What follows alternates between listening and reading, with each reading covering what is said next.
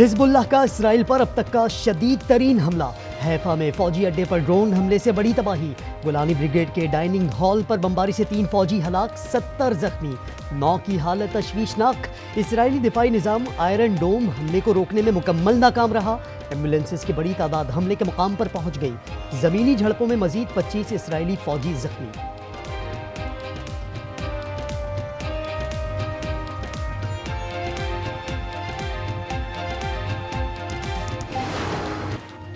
اسلام آباد میں S C او سربراہ اجلاس کے لیے تمام تیاریاں مکمل، چین، روس، بھارت اور ایران کے وفود پہنچ گئے، شنگھائی تعاون تنظیم کے 7 نمائندوں کی بھی آمد۔ چینی وزیر اعظم کل پاکستان پہنچیں گے، ریڈ زون کی سیکیورٹی پاک فوج، رینجرز اور ایف سی کے حوالے۔ وزیر اعظم شہباز شریف کی وفاقی وزیر داخلہ محسن نقوی کو سیکیورٹی انتظامات کی ہدایت، سرکاری عمارتوں اور شاہراہ دستور پر شاندار لائٹنگ۔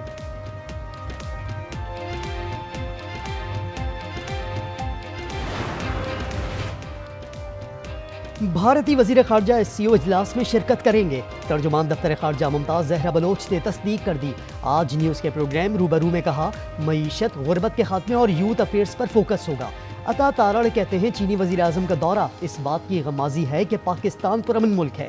وزیر خزانہ محمد اورنگزیب بولے، سی پیک کے دوسرے مرحلے کا آغاز کرنے جا رہے ہیں۔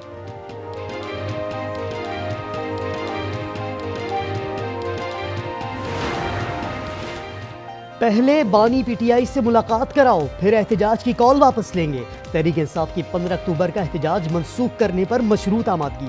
ترجمان شیخ وقاص اکرم کہتے ہیں، بانی سے ملے بغیر فیصلہ نہیں ہو سکتا۔ اسد قیصر بولے، ایس سی او کانفرنس کو نقصان پہنچانا نہیں چاہتے، پی ٹی آئی کی ملاقات کی درخواست وزارت داخلہ کو موصول۔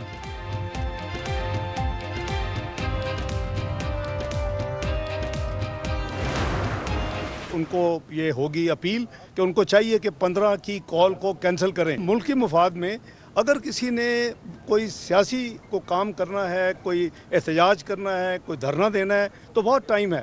یہ 2 دن کا ایونٹ ہے اور چائنا کا ملا کے 3 دن کا۔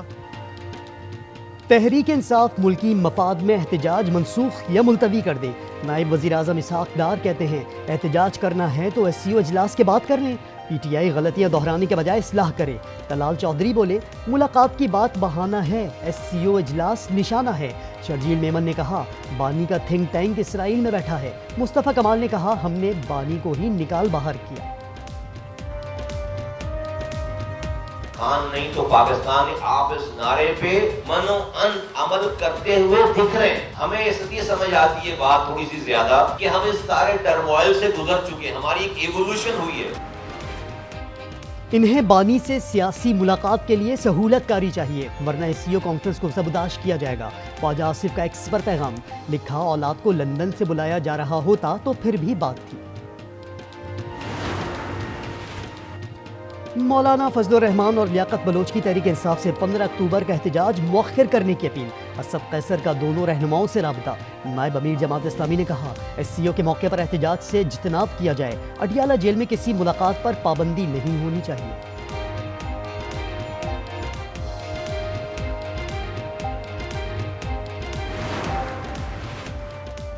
26ویں آئینی ترمیم کی حمایت کے لیے حکومت کے رابطے تیز۔ بلاول بھٹو نے نواز شریف کو مولانا سے ہونے والی گفتگو سے آگاہ کیا۔ ذیلی کمیٹی نے بند کمرہ اجلاس میں آئینی ترامیم پر سفارشات تیار کر لیں، آج خصوصی کمیٹی کے اجلاس میں پیش کی جائیں گی۔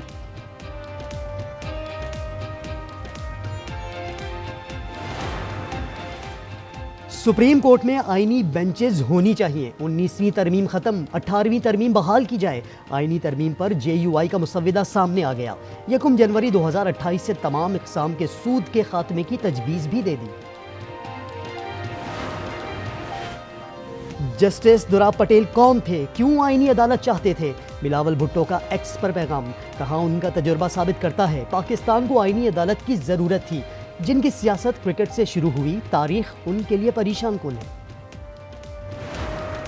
ایم کیو ایم کے جو دیرینہ جدوجہد ہے، جس میں کہ آرٹیکل 140A پر عمل درآمد اور اس کے حوالے سے قانون سازی۔ اس ملک میں جب تک مؤثر فعال بلدیاتی ادارے قائم نہیں ہوں گے، جمہوریت کا ڈھانچہ نامکمل ہوگا۔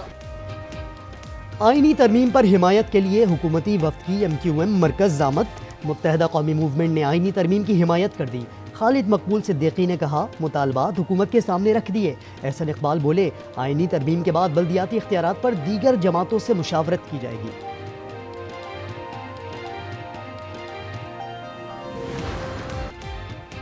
کراچی میں دفعہ 144 کی خلاف ورزی پر کشیدگی، میٹروپول کے قریب فائرنگ سے ایک شخص جاں بحق، مظاہرین نے پولیس موبائل کو آگ لگا دی، گرفتار افراد کی تعداد 50 سے زائد ہو گئی، رینجرز نے مظاہرین کو منتشر کر دیا۔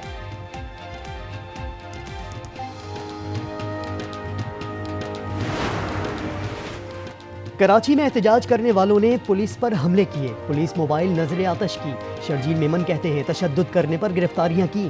صوبائی وزیر داخلہ ضیاء الحسن نجار بولے خواتین اور صحافیوں پر لاٹھی چارج کا افسوس ہے، ملوث اہلکاروں کے خلاف کارروائی کی جائے گی۔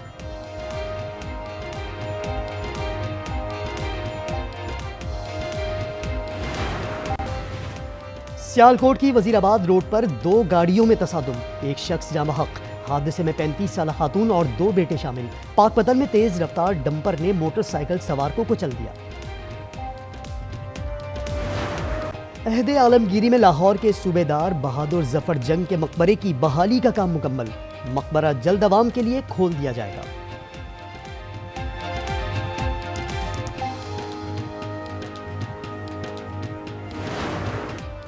اور ورلڈ کلچر فیسٹیول میں آج کی شام کلاسیکل ڈانس کے نام رہی، معروف رقاصہ شیما کرمانی نے اپنے فن کا مظاہرہ کیا۔